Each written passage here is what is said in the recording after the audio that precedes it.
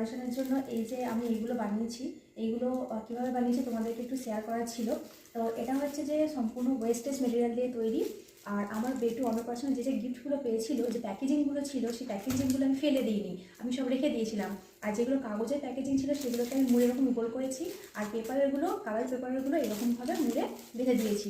তো এটা আমার অনেকদিন থেকে মাথায় ছিল যে, আর তোমরা মোটামুটি জানো যে যে কোনো মানে সেলিব্রেশনে ডেকোরেশনটা আমি নিজেই করি। তো এটা আমার তখন থেকেই মাথায় ছিল যে এগুলো দিয়ে আমি কিছু একটা বানাবো, কারণ এত জিনিস মানে এত পেপার হয়েছিল, ফেলতেও কীরকম লাগছিল। তো আলটিমেট তো সবই পুড়িয়েই দেয়, তো আমি রেখে দিয়েছিলাম। তো রেখে দিয়ে ফাইনালি আমি এগুলো বানিয়েছি। তো অনেকগুলি আমি নিজে বানিয়েছি। তো তোমরা দেখো এখানটা করে আমি ডেকোরেট করেছি নিচেটা।